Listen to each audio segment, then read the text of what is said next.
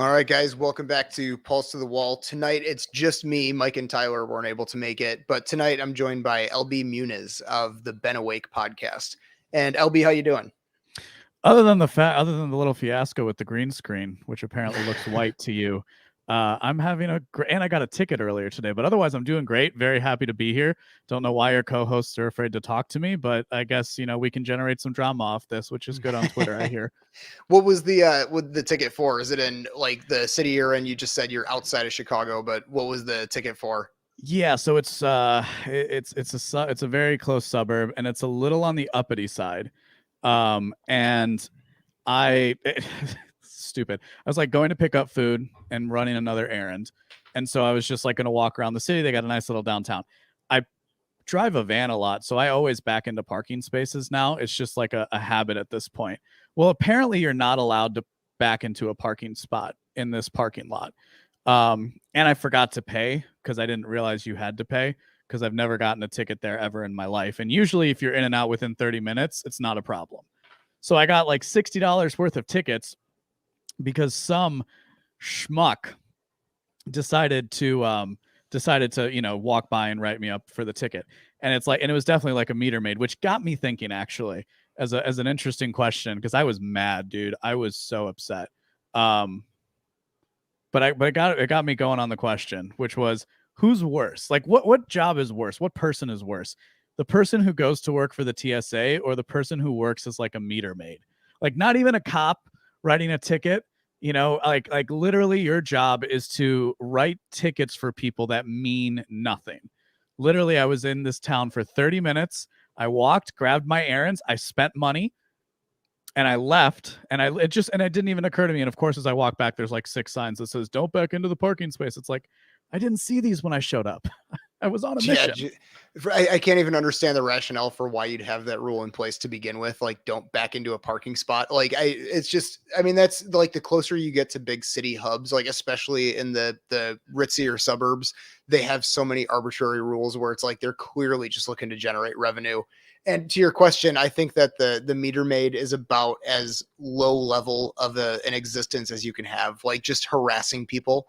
Like it's not even like, if you work for like the DEA, like you're busting people for possession or whatever. It's like, okay, that's worse. Like you're throwing people in prison for this and ruining their lives. But there's something that's just like pettier and scummier about just like issuing traffic tickets. It's just like, it just makes my skin crawl.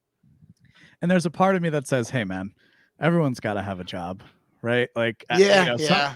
That's where I asked the question of like, because I get the TSA thing almost, because they do a lot of recruiting and it's decent pay, and they recruit in areas where like, your choices are something far worse. But yeah, just this, I don't know. And this is like in a small town where he might be the only one. Because like I said, I go to this place pretty frequently. It's like very close to the town I live in.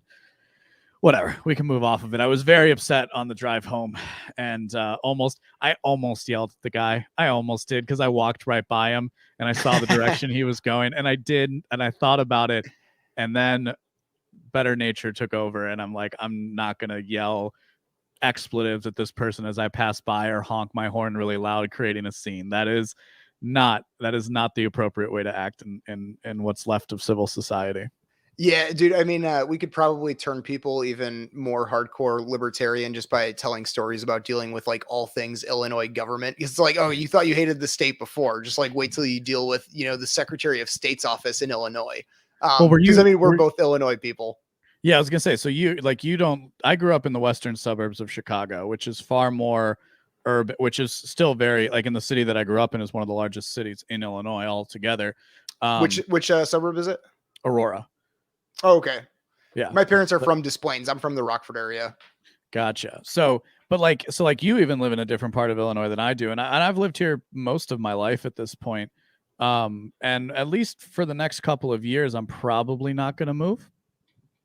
But it is interesting with the way that like people talk about governments and the way people talk about like the population, where, things are different in a state like this. And I travel to like Yeah. Red America, and I think online we interact with Red America. Sorry to keep moving my camera like that. We interact with, most people don't, but it's a different kind of vibe in a state like Illinois. Maybe it's a dying thing, I don't know. But yeah, there's a lot of those capricious rules. And the closer to the city you go is where it comes. And I don't know, it bugs the hell out of me. But I decided at the beginning of this year that when I got a ticket, I would just pay it. And I don't get a lot, mind you, but I got hit with a few at the beginning of the year, and now I got a couple here. And I will say there's something to be said for the fact of like, I did it mostly from a standpoint of being busy and like not needing that hassle in my life. Yeah, To I where when I completely got a get it. stupid parking ticket or a stupid speeding ticket, and you can afford it, but like it did, like, I used to like put off paying them or go to court or try to like duck and dodge it until all that, and I just pay them now. And I know it sucks, and I hate it every single time that I do, but at least I'm not like putting anything against my license or putting my car in jeopardy. And like I travel a lot for a living, so that's kind of important. Yeah, that's kind of like the Curtis Yarvin thing, right? Like the clear pill. It's like, yeah, the state sucks. Just deal with it and try to not get into confrontations with them. I mean, I do the same thing. Like I've had so many encounters with like the tollway, like the Illinois tollway people who are just horrendous. And when I had to go to the Secretary of State's office, my license expired last May. And I've been trying to go. They keep like kicking it back. Like they'll allow you like, amnesty for another 6 months. But eventually for work, I had to get my license upgraded for, renewed for the DOT thing because I have to drive our vehicle sometimes. So I've been trying to go like 7 or 8 times over the course of the past year on days where I actually have a chance to go. And every time I go to the one in my town, it's like, no joke, 4 to 5 hour wait. Like you take a ticket and then it's like, yep, you're maybe 4 hours, maybe 6 hours. We don't know. Who cares? Who gives a fuck? So it's like, okay, whatever. I'm not going to make it. So last week, I'm like, you know what? This is the Saturday. I have a free Saturday morning. I'm going to get there because they open at 8. I'm going to get there at 6 a.m. and I'm going to be the first one in line. Just bring my headphones, listen to a podcast. I get there at 6 a.m. and there's already 40 people outside the door just waiting. And I'm like, you've got to be fucking kidding me. So I come back like at 8 and I'm like, okay, what's the lead time just for fun? Maybe I'll just come back at noon by the time you guys close. And they're like, oh yeah, you probably won't get in today. Like right when they open. I'm like, okay. So I drive, 45 minutes to find a place in a small town where there is no wait. And like when you deal with those people, I'm just like, okay, whatever. I know you're a robot. You're a robot. I'm not even going to try to like berate you or argue with you about the ridiculousness of this. You just kind of like, okay, I'm just going to deal with the state and try to not let my blood boil and move on. There are a few places on earth I am more upset than at like the Secretary of State's office. It really does just bring out the worst in me as a person. But I think you touched on something important there, and I think it's honestly, if I dare say, I don't know what kind of an audience you have, but I dare say there's something to this, like to certain elements of dogmatism within the libertarian ideology, where it's like, well, screw these people. Right, they're less than human. And they might very well be. By the way, I'm not making any claims about that, but they're less than human. They're not worth anything. They're worth confronting. Like wasting someone's time, pulling a stunt, doing that kind of thing. And I don't know. There's something in me. It's temperamental because I can be a little. I need to be more bombastic if I want to get any kind of following, it would appear. But I'm a very I love to argue, but at the same time, I'm very polite. Yeah, I'm the same way. I know exactly what you're talking about. Yeah, and so like in certain environments, I'll push the issue, but I've worked hard on not pushing the issue like that. But I don't quite, like I said, I had a little bit of it earlier today, but I don't quite understand that person who then goes over. And the point I'm trying to circle around is like there is something to be said for treating people as human first, and I believe that before I believe anything political, Yes. or have any kind of like overarching identity or ideology that you can kind of use to try and map me into your own like consciousness, your own sense making apparatus. And I don't know. I think obviously online brings out the worst in us too, and to a certain regard. But it is an interesting. I don't know. That's just I don't know. That was just kind of what I was thinking. It's like I should yell at this person. Why? They probably make like 30 grand a year. And if you look at them, they're mostly miserable as it is. Are these Yeah, people exactly. really, are these, this is something that I'm not that I'm crazy old. I'm only 29. But like it is you start when you're getting into the end of your second decade, it's like, oh, now I actually have perspective because I was literally like an infant 20 years. It's a weird thing. Life's freaking strange, man. But like it's not I'm not trying to sound any kind of profound here, but it's just this thing where like why wouldn't you just be kind? And why would you bother like making a scene or like thinking that that's like important to like confront a stranger about something that's like, I don't know, religious, I guess, in nature? Or I don't know. It's I kind of lost my train of thought in the middle of that, but I don't know where I was going. Sorry. Yeah, no, I know what you mean. Like you're just like, and I completely agree with you. I mean, and as fun as it is to like rail against the state and all this stuff, or like the kind of LARPing thing, like in your mind, like you're waging some kind of holy war, like going after your local DMV or meter maid cops.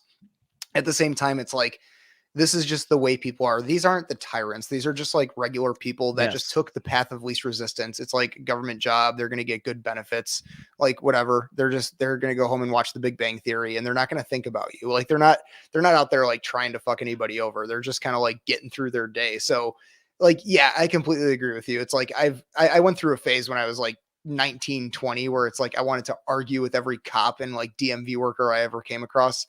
And then you realize, like, first of all, it's just fruitless. So if something is completely fruitless, like, you're not going to change their mind and you're not going to change policy. So just like from a utilitarian perspective, like, what is the point of doing this? Like, what are you going to gain from this confrontation? So I kind of left all that behind. And yeah, I mean, it's a pain in the ass, but so are a lot of things in life. And like you said, just first of all, treat people with respect and kind of go from there. And if you want to influence anybody, that's kind of the person that you have to be. One thing, and I'm sure a lot of people have this, but like I have a tendency to try and take things apart in my mind, like ideas, concepts, things people say, um, and it's very easy, especially if you have some anxious tendencies. If you have some anxious tendencies, it's easy to overthink, right? And like worry too much about something or to obsess over things. Like obsessive thoughts are one of the things that go with that. And one thing I realized, this was like last year when everything was shut down and it was really hard. I was still working, but it was like really tough to try and find any business, and like nobody was using the product that we had, or if they were, it was very, very small. Um, and we weren't really set up to have the sales staff completely remote all the time, or even though I travel a lot. So it's like a lot of stressors, right? And I realized that I would be talking with a coworker of mine and we would just complain. And listen, I am the first person to say it is a good thing to have a bitch fest every now and again. Yeah. I am 100% a believer in it. I do it. I love it. But I have to say it in the proper context. Like a friend of mine and I were talking last night, and he was kind of like saying, I'm like, but I'm like going back and forth with him, and he's like, no, listen, I'm just trying to bitch. I'm like, oh, okay, bitch away. Like that's fine, because sometimes you need that. I just need to complain about what's happening to me right now because it's so ridiculous, and I can't believe this is the case. So like that, there's a place for that. I'm not saying there's a time and place for all things. But what I realized as it related to my work, and I've incorporated this into other elements of my life as well, but is I would problematize everything, right? To use a word from academia. Like I would turn everything into a problem and I would take everything apart in the business. And I wasn't offering any solutions. And one thing that philosophy, that ideology gives you, in effect, no matter what ideology you choose for yourself, or what ideology chooses you, as it were, what it gives you is the ability to deconstruct the world, to break it into constituent parts. And depending on what lens you have, you're going to put it in a different, depending on what lens you're using, the constituent parts might look different. So you can take things apart. That's not difficult to do. Like I was trying to figure out how the recessed lighting thing worked in my place, and I took apart one of the lights. You know what's been kind of difficult? Putting it back together. And you talked about wasted energy before, right? You talked about wasting energy as a kid. Like, I'm just going to have this pointless argument with a cop. Again, we're not talking about some moral tragedy that you witness and you're like standing up for what is right. It's just, I'm going to go pick a fight because this guy pulled me over because I was going too fast, or I didn't turn my turn signal on, or he's going to claim I wasn't wearing my seatbelt. it could be crap. Like, I'm not saying, again, the reasons why it could be awful, horrible, not what I would agree with, unethical. That's not my point. The Right. point Two is things can be true at once. yeah, exactly. Yeah. Multiple things can be true at once. The point is the wasted energy and like potentially putting yourself at risk, putting yourself in harm's way. And, and so like that's the cost. Well, what's the benefit? Right? Like you were saying, there really is, you kind of realize after you do it a couple times, and some of this is experience, that it's not worth having that conversation with the person.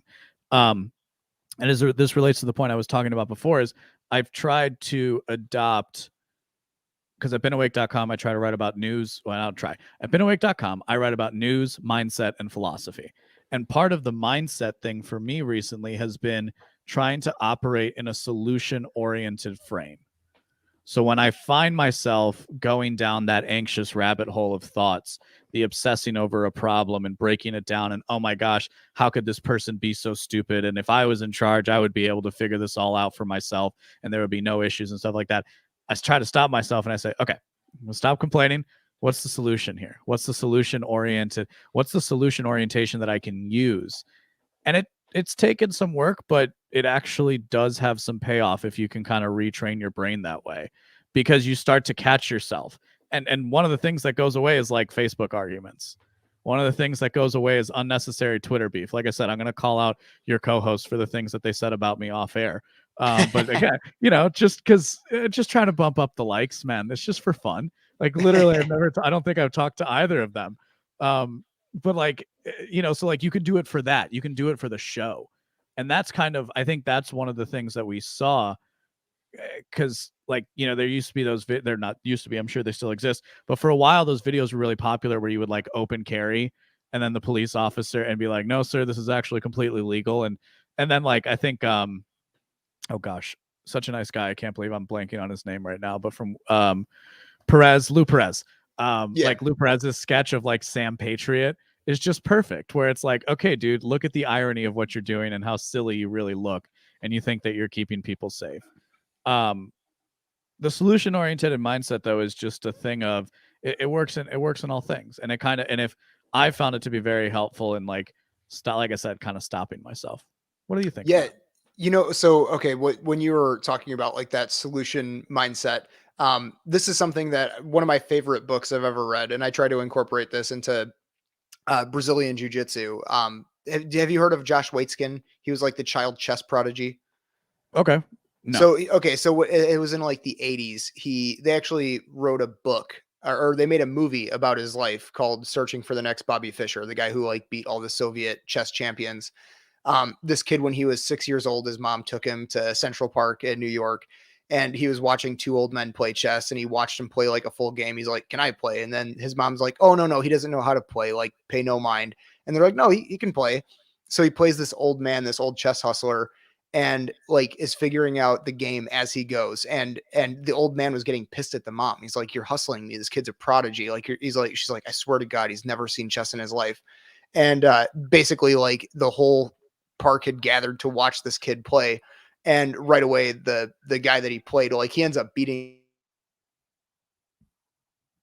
paper.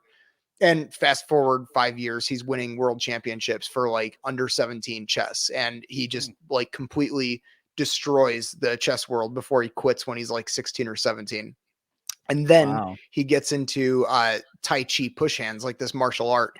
And within 3 years, he won a world championship. And then he gets into Brazilian jiu-jitsu, which technically or usually takes like 10 years to get a black belt. And he gets his black belt in 4 years under Marcelo Garcia, who is like the most decorated competitor of our generation. And so basically, like, whatever this guy does, he just like destroys, like he masters things in like a fraction of the time that it should take. And so he wrote this book, The Art of Learning. And that was a long preamble to what I'm about to say now to bring it back to what you said. But in The Art of Learning, he talks about like having that mindset. He's like, most people hit a stumbling block in their life and their day-to-day existence, and they just stew on it and they just can't get past it. He's like, what the way to tackle things is like, okay, here's a problem. It's like, I'm not even going to think of it as a problem. This is just what it is. Like, are you going to sit there and bitch and complain, or are you going to overcome the problem? And he talks about like adapting this to, he was on Tim Ferriss's podcast like a year or two ago, and he has a son now. His son is like 5 or 6. And he was talking about how he's like trying this experiment where he's trying to like get his son to never even have like negative thoughts from the jump, where it's like raining outside and he's like, oh, like Jesse, like look at it, it's raining, and he's like, and his son will go like, oh yeah, it's puddle, we can go play in the puddles. Like whenever anything bad happens, it's like just classic turn lemons into lemonade kind of thing. And I think that like that mindset is just so advantageous to have. It's just so much easier said than done. Cause like you said, it does feel good to bitch. And sometimes I'll give myself 30 seconds to just rail about something. And then it's like, okay, now I'm moving on. I don't have any emotional attachment to the issue. I move past it, but bitching does feel good.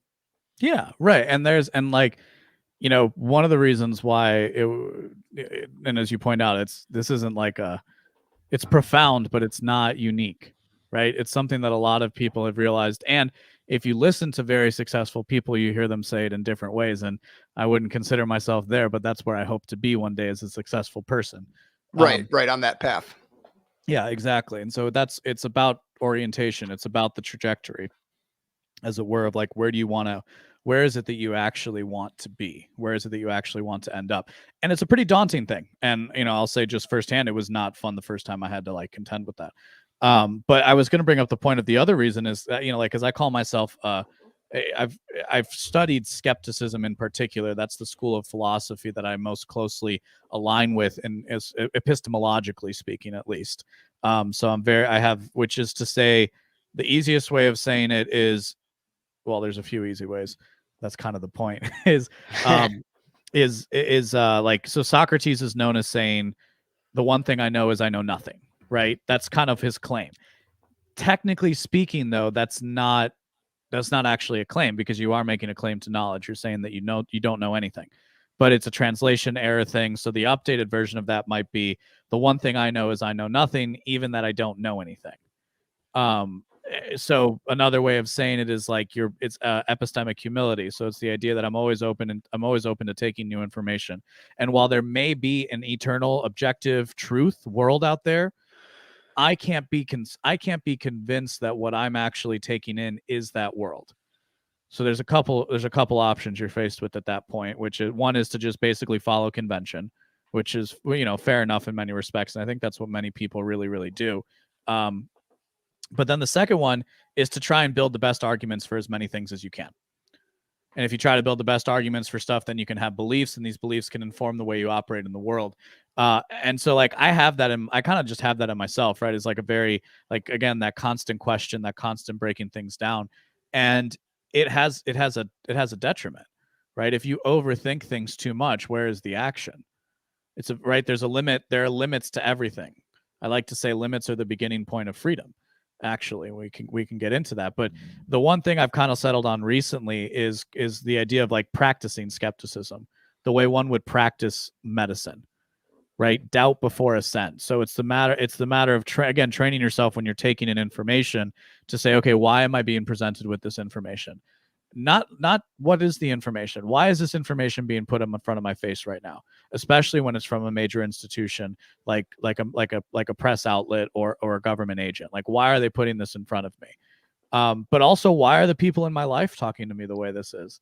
Right? Why is it that you know, when I go over to my uncle's house, I don't really feel comfortable and I drink too much, or whatever the case may be, right? Like, why is it that this person annoys me more than somebody else? Because our minds are naturally suited to just taking things for granted. We have no choice, because again, you can't. I'm not trying to offend anybody here with this statement, and there are people out here who will get really upset by it. But like we don't know what the objective truth of the world is. We have a lot of ideas. We have some ideas that are better than others, but we can't really say that we know, right? Newtonian physics revolutionized the world, and then Einstein came up with relativity, and then now we're at the quantum level. So even physics, even the thing that portends to study the thing of this world, there are still gaps in knowledge, and they question the degree to which, like, what matter actually is, and what it looks like. We don't know and these are, again, this is taken for granted every single day, because we have to act, we have to figure out how to do things in the world. There's nothing like, this isn't some like sometimes I feel like people take in this information and it like brings on catastrophe in their minds. And that's one of the reasons why they'll either reject it or they'll, or they'll just not want to listen to it. But it's just the way things are. It was I heard somebody say recently, I don't know if it was on Twitter or on a show or something. I think it was Stephen Messina from King Pilled. He said something to the effect of like, if it's not, what is it? If it's reality, and we can get into what reality is, but like if it's reality, it's not really a black pill. And I bemoan the entire idea of a black pill. I don't have any time for pessimism or nihilism in my life. I'll happily have an academic discussion about it, but I'm not really interested in indulging in it because life is too short to hold hate in your heart, and if you're going to be miserable all the time, then what's the use? And Right. I say that this is aside from depression, this is aside from real, like, you can be sad. Like, I lost my grandfather recently, and I've been sad, and I've been remembering him and stuff like that. So it's like, that's not the point. The point is I'm not gonna indulge in pessimism. I have too much to accomplish, and you should Yeah. too. Yeah, no, and that's the like I get so annoyed with people who are black pilled. It's like, if you like don't think that we have a chance of winning, and when I say we, I say we as a very broad term, and also winning as a very broad term, but it's like if you think that we're just like destined to be in FEMA camps in a year from now, it's like, get the fuck out of here. Like that's such a loser mentality. It's like even if like things are going to be worse, like for sure you can make an ironclad argument that the world's going to be very dystopian in 3 to 5 years. It's like, okay, well, even if that's an inevitability, like let's prepare for the softest landing we can and setting up a better future after that, or putting ourselves in a good position to survive it. But just sitting there and having like this pessimistic worldview is just, it's just a giant rain cloud that it's like I really don't have a lot of patience for it. Because I mean, you know what? Like, are you a Bears fan? Are you a football fan, I should say? I'm not really a football fan, but I know the Okay. Bears, and I root for the Bears because Right, I'm right. from this So area. Unless I do like Tom Brady though. yeah, that was that jump will make sense in a second. But one of the things that you learn about being a Bears fan, it's like, that you're going to have your heart broken this year. They're going to suck. All that those things are going to happen, but you still show up and try to problem solve and move forward, right? Like sitting there and feeling sorry for yourself isn't going to get you anywhere. And one thing I wanted to ask you about. So you're talking about like the nature of reality and how we're never sure of anything. Would you say that that branch of skepticism kind of runs parallel to postmodernism? I think postmodernism has a lot of skeptical elements. Far be it from me to try and speak against somebody as intelligent as Thaddeus Russell. And so I'm not like, I don't want what I'm saying to be construed as that. This is just my own personal conception. So postmodernism incorporates skepticism, but a specific kind of skepticism. And it's a skepticism of effectively meta narratives, right? So like the underpinnings of society. When I was reading through postmodernism and a lot of the accompanying art of the time and kind of like the mood and all that kind of stuff, it was actually, it's skepticism is older than that. It really is. It's, if we look at human history and if we look at these schools of thought, there have really always been these clashes within society whenever it gets to a certain point. So like I would say there's corollaries with a lot of the postmodern thinkers, but like what I try to cultivate and why I call it like a practice is the doubt, is the principle of doubt, and the principle of doubt before assent. Because basically I disagree with almost all of the conclusions of of many of the postmodernists. Or if not the postmodernists, certainly their followers, right? Because you can't really it's very difficult to restrict postmodernism from the left, and it's very to explicate, like to remove it. It's very difficult to remove postmodernism from the left and postmodernism from Marxism, but maybe I repeat myself. So like it's very I know that there's the pure theory, and I wouldn't pretend to be an expert on it, but like I had already read academic skepticism goes back to, if you like, Socrates, or certainly the Third Academy after Aristotle and Plato. So like that's kind of where it was also very common. So like tell me what you think about that, and then we can go on, because I wanted to make sure I answered your question No, and you not did. just You did. dodged it. Yeah. No, I think Um, like yeah, you said there's probably some overlap, but I got what you're saying there. Like the conclusions are completely different, and it's like starting from a different fundamental premises. So yeah, no, I like it. yeah, and like, for example, I make claims outside of like a strictly skeptical frame, right? Like I might make some assertive claims. It's me, for me it's not so much as like this is the end goal, and I would say that skepticism is the beginning point for pretty much all philosophy, because without it, without a little bit of skepticism, without questioning what something is, and I've tried to put skepticism as well into an evolutionary framework, and that'll probably get better over the next year as I continue to work out these ideas. But um it's not the point of, again, like, because postmodernism, again, it kind of breeds this nihilism aspect, and I know people would disagree with that, but certainly a lot of the followers do, and it's like, oh, isn't everything so terrible? Deconstructionism is a part of postmodernism, and we just had a conversation about how I try to think in terms of solutions, and I do that as a skeptic. I basically use the tool for good instead of evil, right? Like, I'm not interested in tearing things down that people have built up, even if it's with few exception, even if it's something I disagree with, right? It's not my first choice to just go and take something apart because somebody else is doing something. I think this traces back to the point we were making about not harassing a random DMV worker or a meter maid. It's like, hey, dude, you're working. You're not the guy bugging me on the street for change. So I mean, you're doing something decent. You might be doing an awful thing.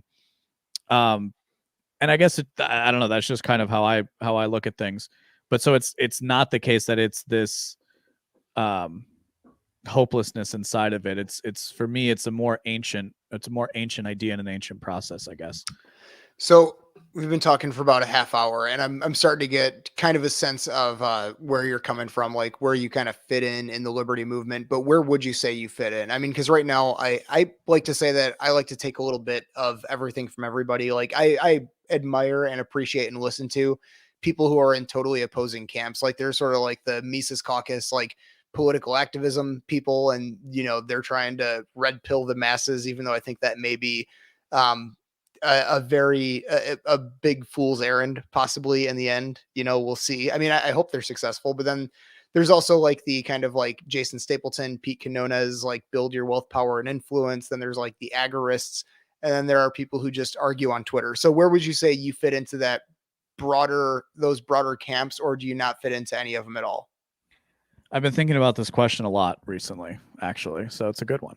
But my answer is this first, and then we can get into more detail. But like, firstly, my sword is my own. Like, I'm not. I'll hang out with people, even virtually, what have you.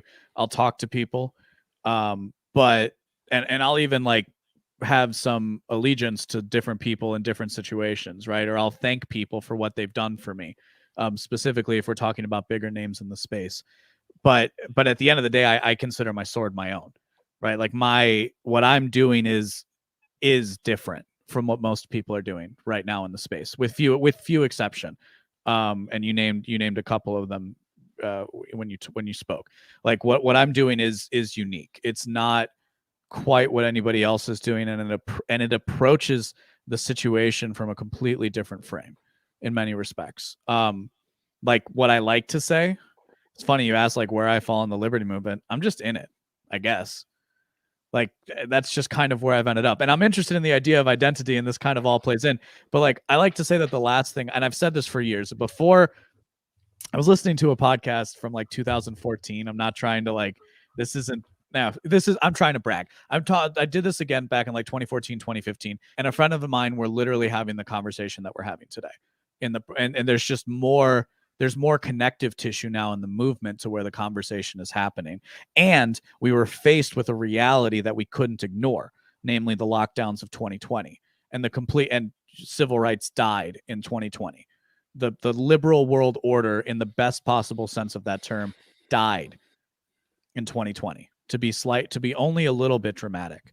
So like, I think a lot of people had to face facts, and what I've been saying recently is that liberty needs a software update. So like that, and I see people working on that, and I'm talking to some, and I'm talking with those people, but I'm not part of somebody's camp. Um the last thing I am is a libertarian, because there's so many more aspects to my personality. There's so much more that makes up who I am. And listen, these ideas of freedom and human flourishing and Austrian economics have been super helpful and super clarifying to me, and just enriching intellectually, and all of that. Like, I'm not, this isn't taking anything away from the ideas. But they need to be updated. Like right now we have like what, 5 generations working together at once. Like, I don't think that's ever really happened. At least, you got the boomers are still around, right? You got Gen X, you got millennials, you got Zoomers, all in the workforce at the same time, all Yeah. of like productive functioning ages because of the way medicine has worked. When has that ever happened in human existence? I don't think it has. And I think that generational lens lends a lot to the conversation, right? I think applying these ideas in, like, we can put it in a political frame if you'd like, but like but if we try and approach these things from a different perspective, which is kind of what I've been working out with my pantheonic approach and with my Trinitarianism, and then the paradox of identity is where a lot of it starts. So these are ideas that I've been trying to flesh out and work out over the pages of beenawake.com, where you can subscribe with your email address, as where I've been trying to like use these, and then you use these as tools to try to attack the world. So like that's where I kind of come at, I don't like, a lot of similarities to a lot of really smart people. And so what I look for is smart people to talk to and listen to, more importantly. And when I listen to them, I listen for similarities between smart people, and I try to put that together as best I can. But am I in a camp? I mean, I certainly know where I stand at the moment, but I'm also not trying to make enemies, if that makes sense. Yeah. No, I completely get that. That's where I was gonna say I sort of fall. And when you're talking about like reading Austrian economics and everything, I was kind of in the same thing. I mean, when I went down the rabbit hole, like really went down the rabbit hole. I'm 27, so in 2016, I found Dave Smith on Rogan's podcast, and then like started listening to Part of the Problem, and then I started reading like Rothbard, Anatomy of the State, and all these guys, and it's like, oh, I couldn't believe, like, I was reading about the Fed and my blood was boiling. And it's like, I'm 22 years old at the time. It's like, at a certain point, I'm like, you know what? I need to be working on my resume and like, getting a better job and like positioning myself for the future better.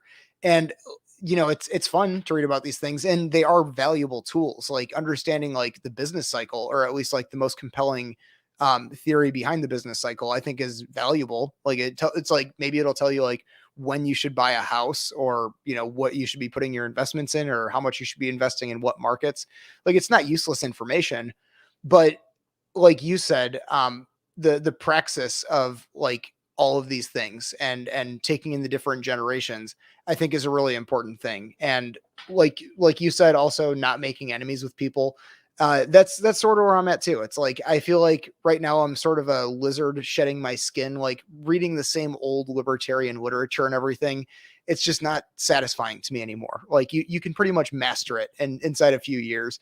And then it's like, okay, what are you doing now? Like, what's the next part of applying all of this knowledge that you've kind of gathered, like a squirrel, like gathering nuts for the winter?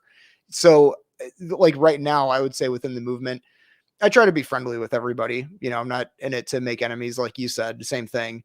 But at the same time, it's like, okay, but what do we do about this? And is it a we thing? Or is it just like, now you understand how the world works and you can go ahead and attack it head on with the knowledge that you have? Well, is it a we thing? That's a good point. That's an interesting point.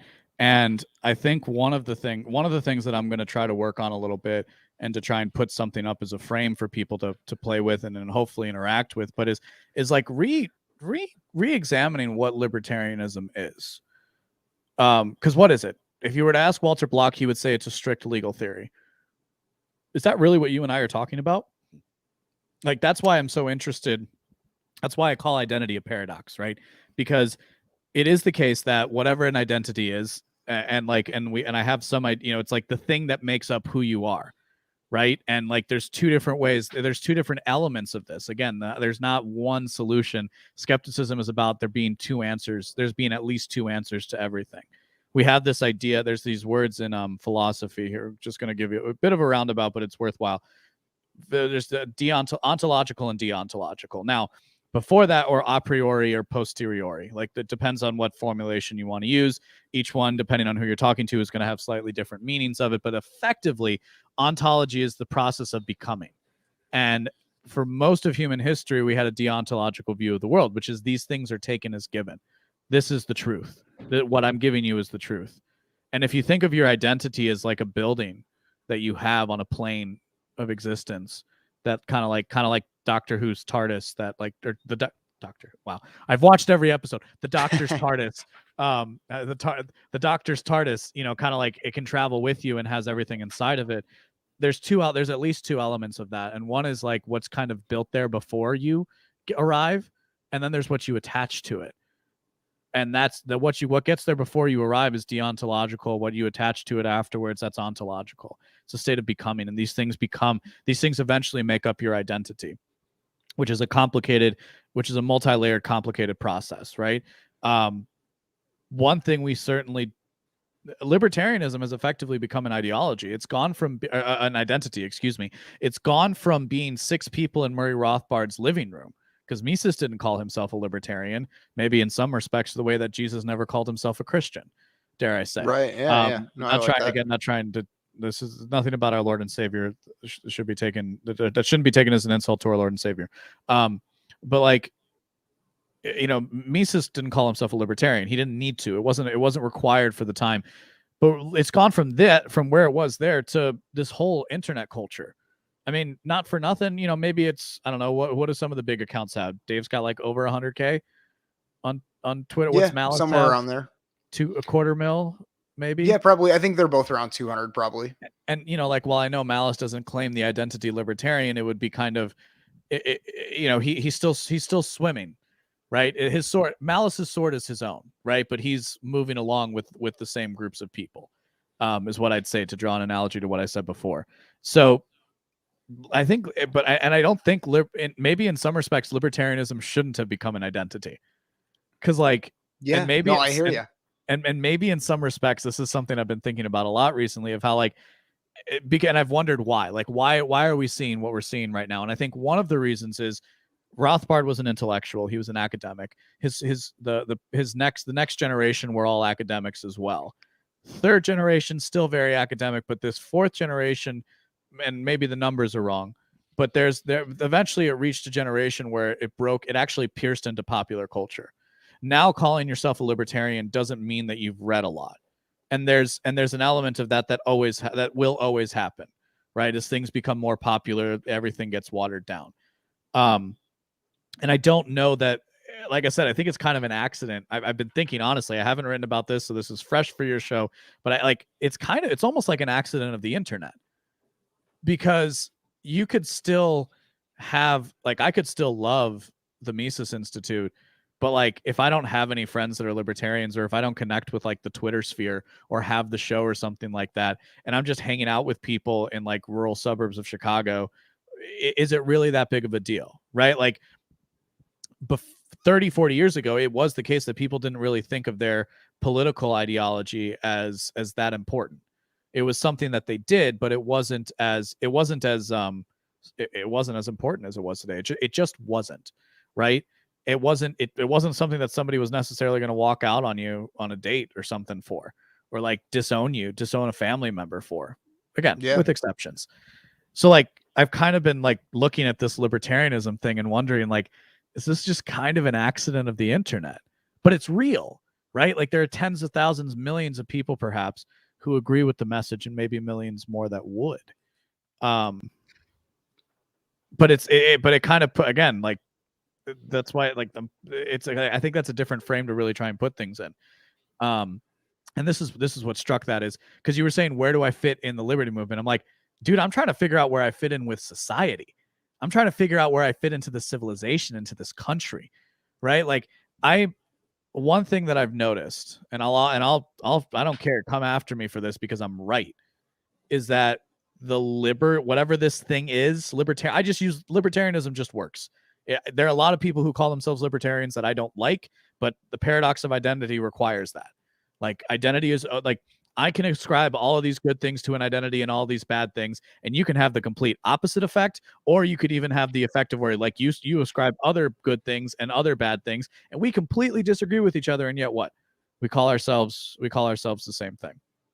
And maybe being a Catholic helped me see this, because there's a lot of competing elements within the church, to where if you were raised in a more Protestant faith, maybe you bounced around a lot and they were part of different hierarchies.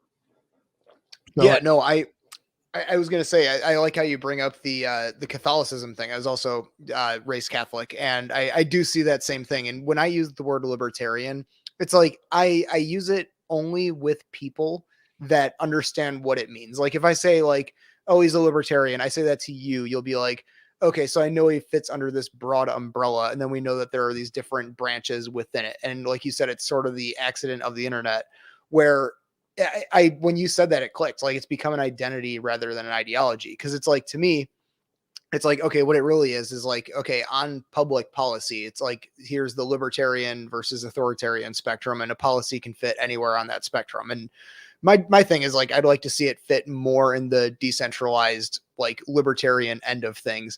But I've really, especially over the last couple of years, really tried to stay away from the label for myself, libertarian, because most people don't even know what you're talking about, right? If they're not like schooled in, political thought, which is most people, it's just not going to be a very useful descriptor. Maybe they just picture Gary Johnson for a minute. I mean, who knows?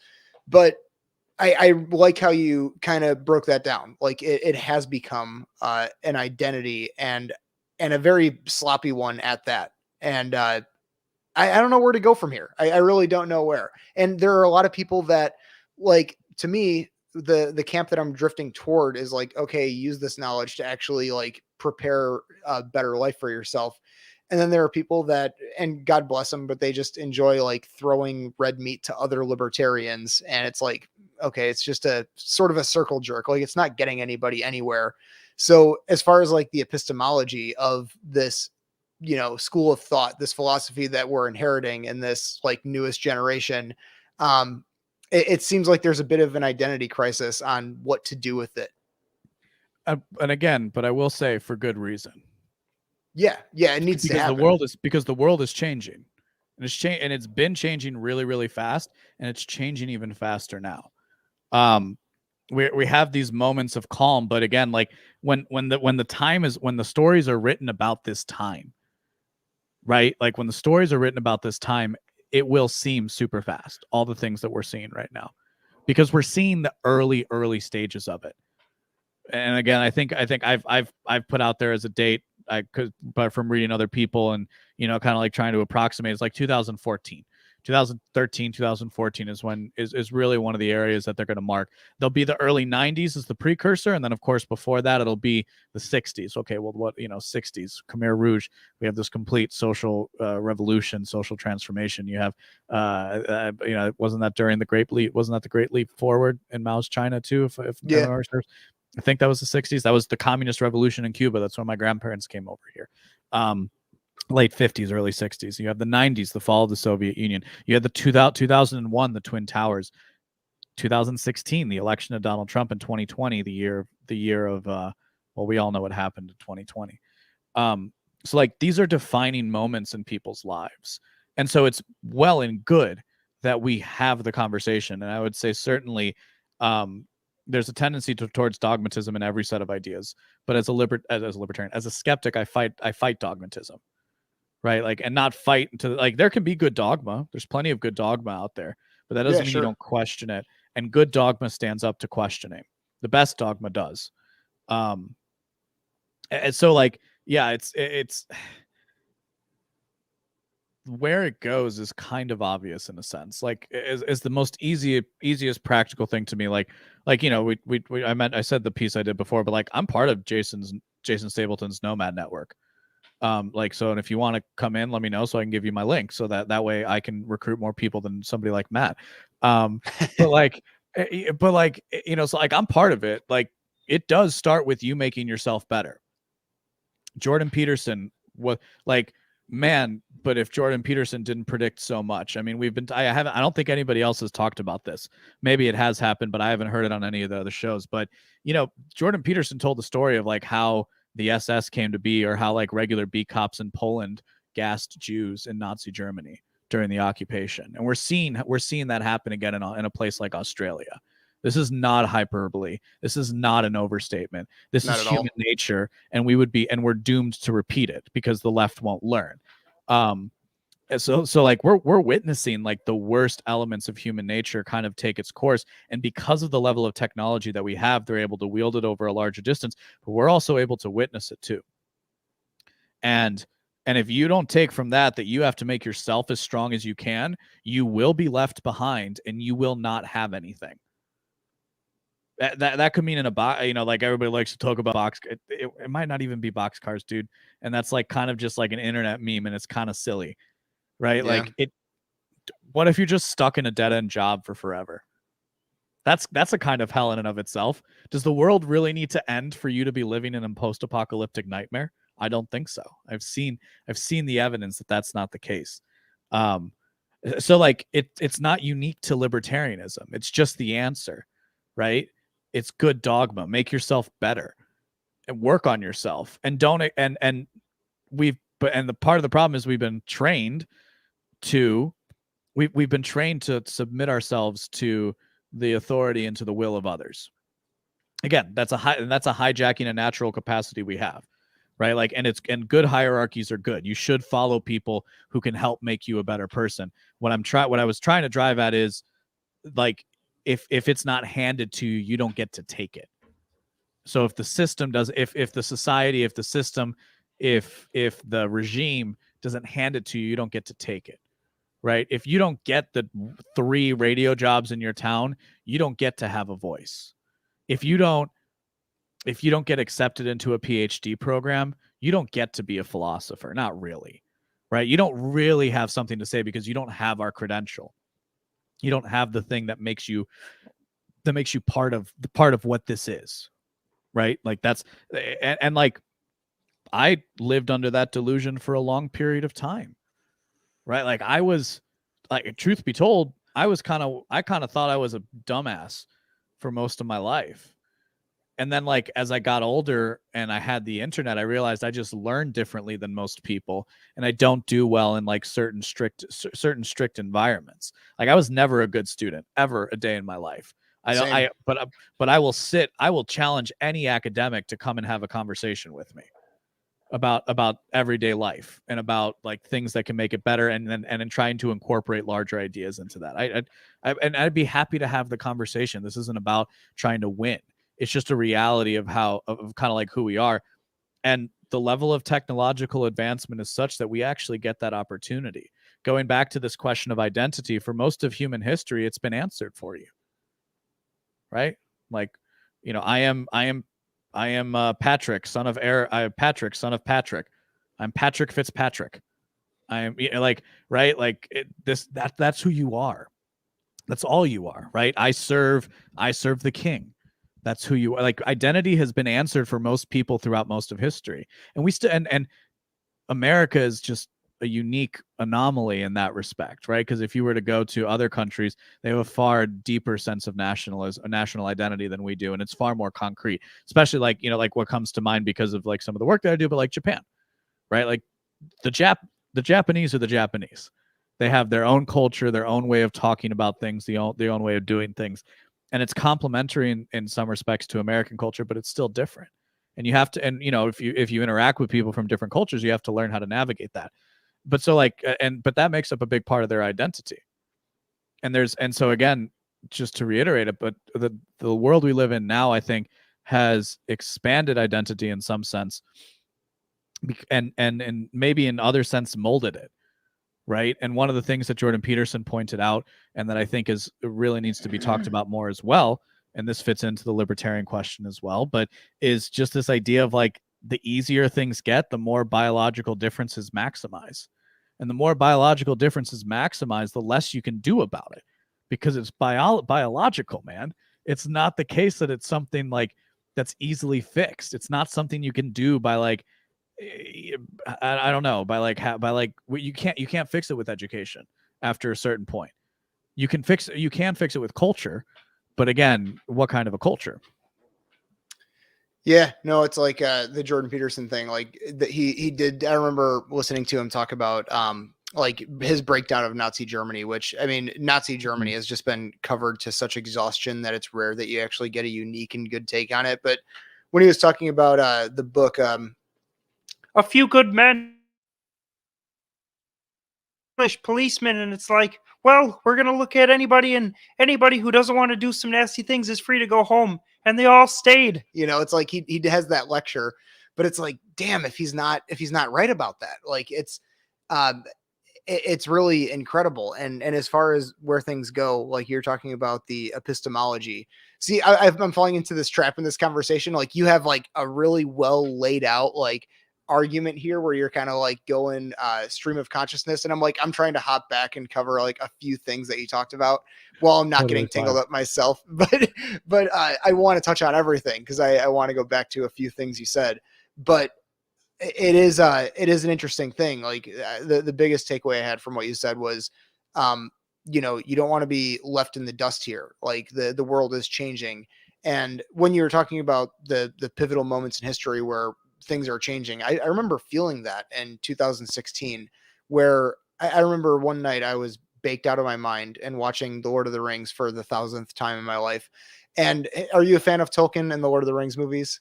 Yes, I'm actually a friend of mine is a fanatic, and I read them when I was a kid. I was always more of a C.S. Lewis guy, but that's just my dad loved those books, and I love the Yeah. Chronicles of Narnia. But I actually do kind of want to like reread them. It's on my list. You know, I want to watch the movies though. It's sitting. I have HBO Max now, so Oh, dude, you got to do it because there's a beginning, the very opening of the first movie. I remember I was sitting on the couch, baked out of my mind, and watching it, and the narrator comes out, and it's like the world is changing. It's like I can feel it in the air. I can smell it in the earth, and I'm like, I mhm. remember just hearing that line. I'm like, oh shit, we're living through one of those right now. Like Yeah. there is something we're going through a sea change, and Yes. there when you're talking about like the identity thing.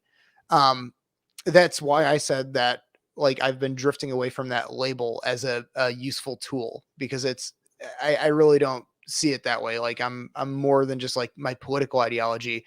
And like you said, also in the past it wasn't that important of a thing. And I think now it unfortunately is out of necessity because I mean you make a statement about your political identity now when you go into a grocery store based on if you're covering your face or not. Like Not it's even your becoming a face. thing Can you hear that's me, by the way? yeah. Okay, cool. Because my computer went weird, so I lost my screen, but my camera's still working, obviously. And as long as we got audio, we're good. But I mean, not even covering your face properly. Like Yeah. this is how religions are born. And I know it almost seems cliche to talk about this in terms of religiosity, but this is like if you've ever wondered why Muslim women wear the hijab, if you've ever wondered why Orthodox men wear the kippah and wear the curls down by the side and the frail and I'm sorry, I can't remember the names. It's been so long since I've studied this, but you know, the ropes on the legs and different things like that. They, look around you. That's how this is happening. Yeah. That is what's happening at the moment. Um, this is it is a religious ritual for people at this point because again like I just said it's not even covering your face. You and I live in a state where people will come and nobody ever has with me except like family members, which is interesting but kind of makes sense. um like nobody's ever really pushed that issue with me except family members, with like cover your nose, you know, or something like that because I hate doing it if I wear a mask at all. But it's but again, like you just said, if I walk into a grocery store without wearing one, people can make a lot of assumptions about me. And are those the assumptions that I want people to make? Well, it kind of depends, right? It depends on my mood and it depends on how safe I feel in the situation. And I think that's something again that's lost in the ideological dogmatism, which says like you have to fight, you have to resist, and it's you also have to survive. There, like you do. Otherwise, I'm not interested in death cults. Sorry, like Or this is martyrdom. I actually don't mind dying for God.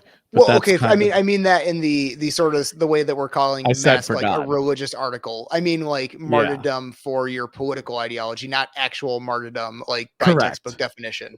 But I knew for the record, I knew exactly what you meant, but I just wanted to put it in those terms, right? Yes. It's like, no, I have no, like, there was somebody I tweeted out recently. I think I tweeted out today, like, I don't want to be your enemy, so don't make me one.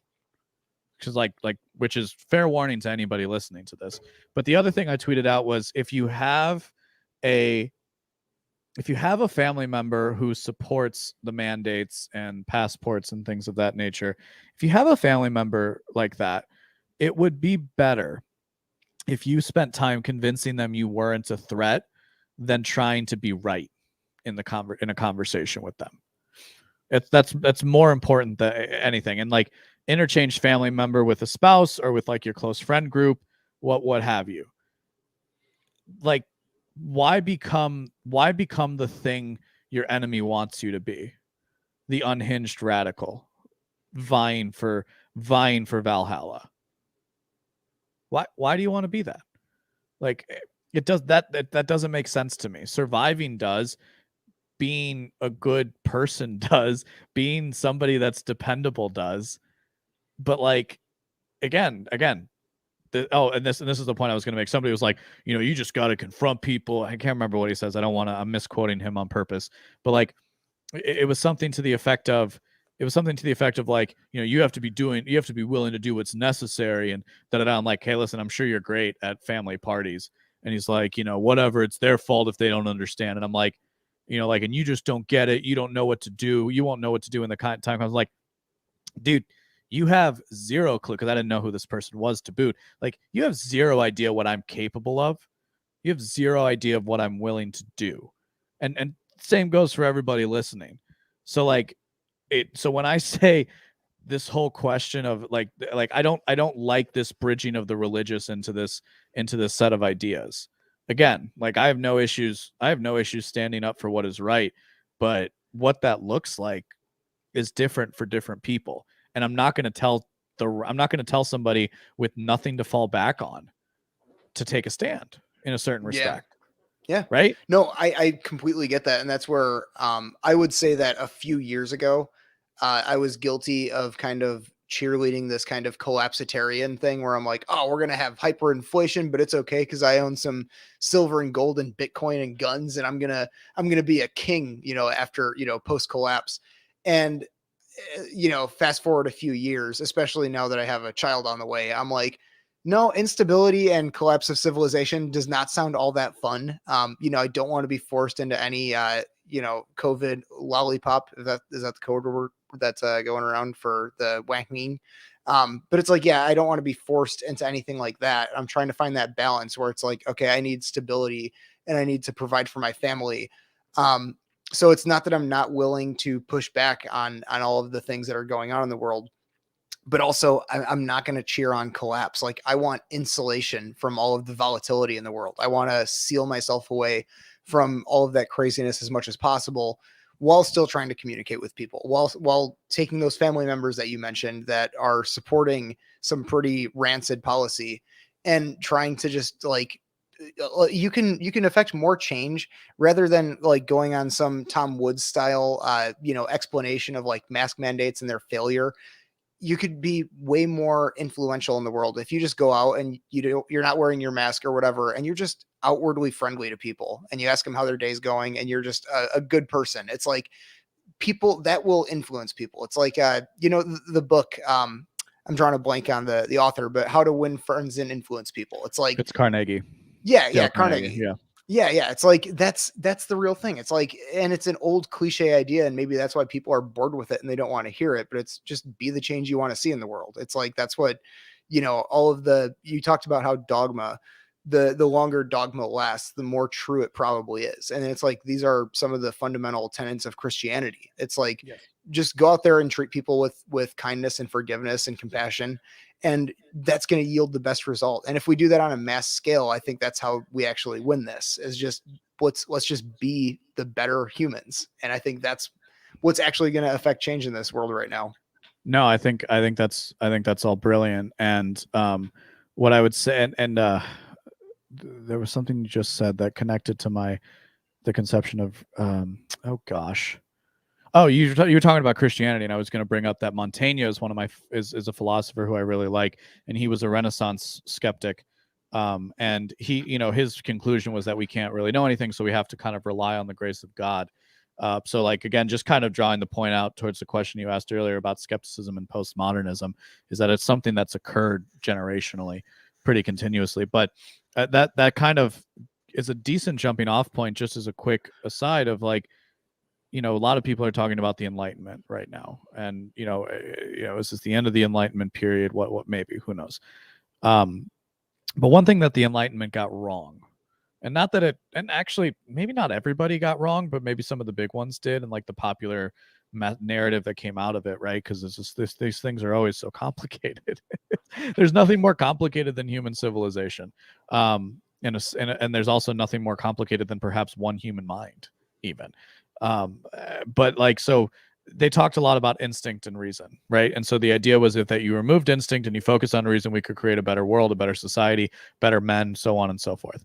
I think they missed a very important point, which is that faith is just as much about how we operate in the world as humans than our instinct and our reason does. And that's what I mean when I talk about my Trinitarian approach. If you go to beenawake.com, I believe it's still available for free. It might go behind the paywall soon, but that's going to get released as a ebook soon enough, the first year. But I write about this in the Zenith of Enlightenment, where I'm talking about this Trinitarianism. I also talked about it with Tommy Salmons a bit as well, on the Year Zero podcast, because he was interested in it.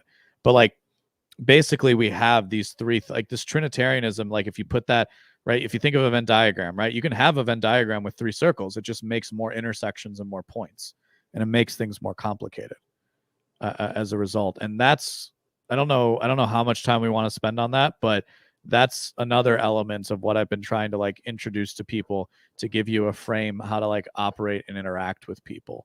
And yeah, so. Yeah, no, I think we're just starting to scratch the surface on this. Unfortunately, I do have to wrap pretty soon here. So LB, we covered a lot of ground tonight, and this conversation went as deep as I'd hoped, based on what I'd heard from you and heard about you from people that I have talked to and like. So we'll have to do a part 2 to this, because I feel like we're just getting to the juicy stuff here.